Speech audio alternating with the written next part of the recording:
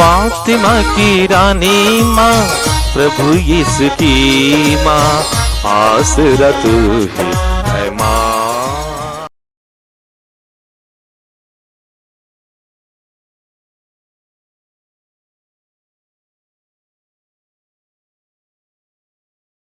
पहला पाठ कुरिन्थियों के नाम संत पौलुस का दूसरा पत्र, अध्याय 5, पद संख्याएं 14 से 21 तक। मसीह का प्रेम हमें प्रेरित करता रहता है, क्योंकि हम समझ गए हैं कि जब एक सबों के लिए मर गया तो सभी मर गए हैं। मसीह सबों के लिए मर गए, जिससे जो जीवित है वे अब से अपने लिए नहीं बल्कि उनके लिए जीवन बिताएं जो उनके लिए मर गए और जी उठे हैं। इसलिए हम अब से किसी को भी दुनिया की दृष्टि से नहीं देखते।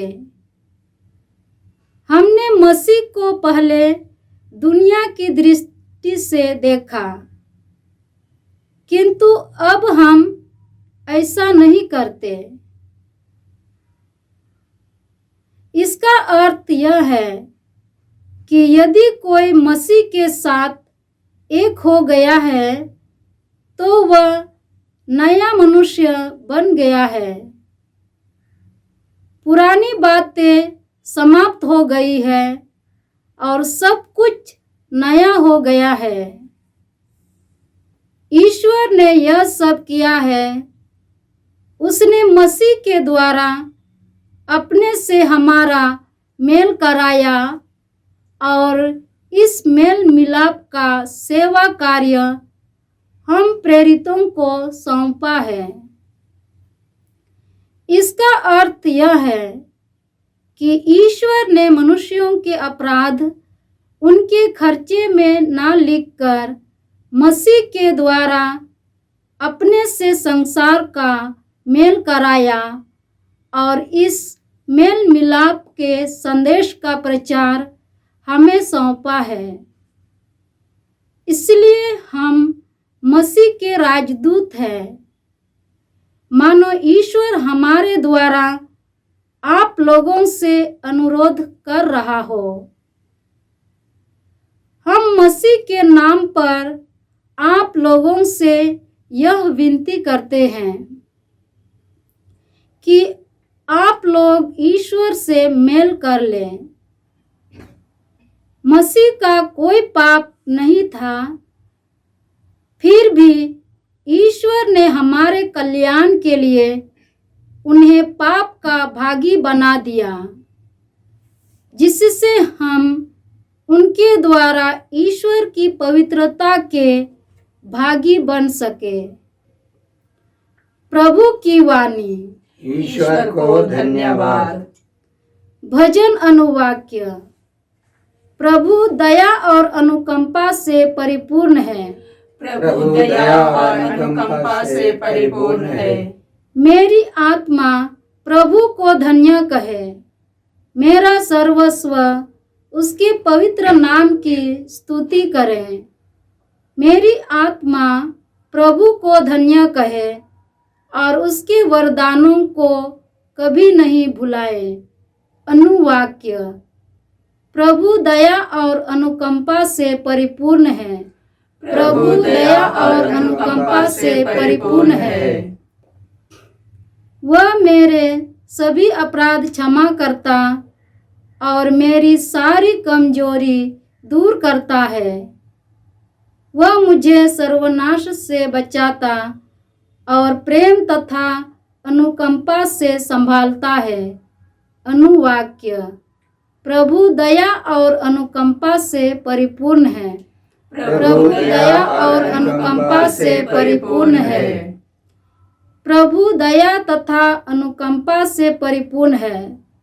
वह सहनशील है और अत्यंत प्रेममय। उसका क्रोध समाप्त हो जाता है और सदा के लिए नहीं बना रहता है। अनुवाक्य। प्रभु दया और अनुकंपा से परिपूर्ण है। प्रभु दया और अनुकंपा से परिपूर्ण है। आकाश पृथ्वी के ऊपर जितना ऊंचा है उतना महान है अपने भक्तों के प्रति प्रभु का प्रेम। पूर्व पश्चिम से जितना दूर है प्रभु हमारे पापों को हमसे उतना दूर कर देता है। अनुवाक्य। प्रभु दया और अनुकंपा से परिपूर्ण है। प्रभु दया और अनुकंपा से परिपूर्ण है। जय घोष। हालेलुया। हे ईश्वर, अपने नियमों का प्रेम मेरे हृदय में रोपने और मुझे अपनी आज्ञाएं सिखाने की कृपा कर। हालेलुया। प्रभु आप लोगों के साथ हो और आपकी संत आत्मा के मत्ती साथ। के अनुसार प्रभु यीशु ख्रिस्त का पवित्र सुसमाचार। हे प्रभु तेरी महिमा हो। अध्याय 5 पद संख्याएं 33 से 37। यीशु ने अपने शिष्यों से यह कहा, तुम लोगों ने यह भी सुना है कि पूर्वजों से कहा गया है, झूठी शपथ मत खाओ। प्रभु के सामने खाई हुई शपथ पूरी करो।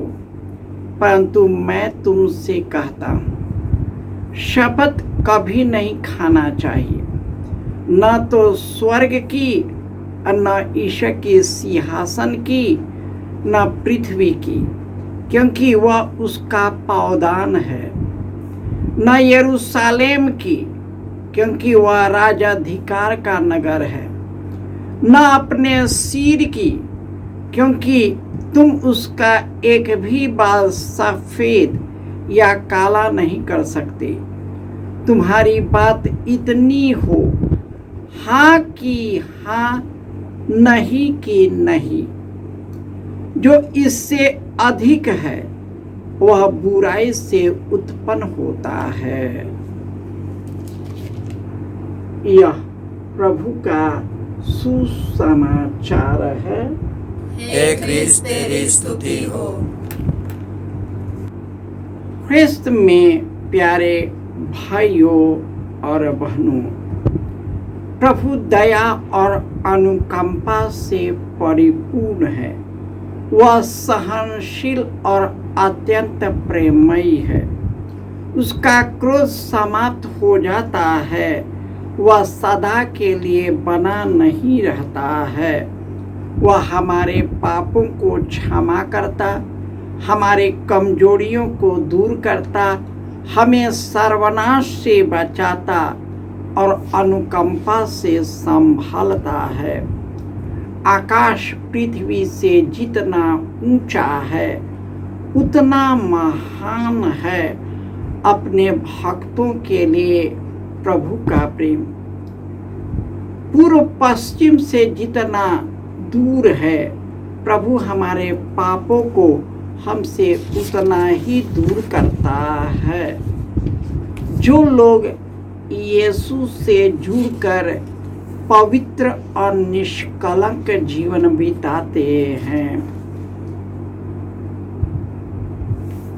और जो इस दुनिया में जीवन जीते हैं, पवित्र जीवन जीते हैं, ईश्वर से प्रेरित होकर जीते हैं, जिन्होंने सबों के लिए मर गए, जिससे जो जीवित है वे उनके लिए जिए और उसके लिए जीवन बिताए जो उसके लिए मर गए और जी गए।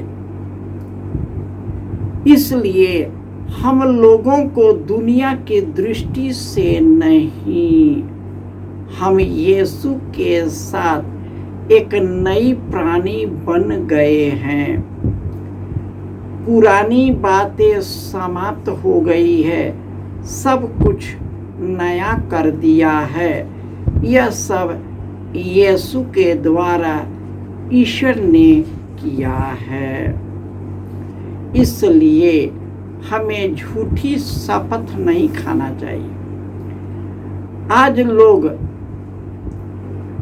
ईश्वर के नाम पर, मंदिर के नाम पर झूठा शब्द लेते हैं, गलती करते जाते हैं और झूठी शपथ लेकर झूठ बोलते हैं।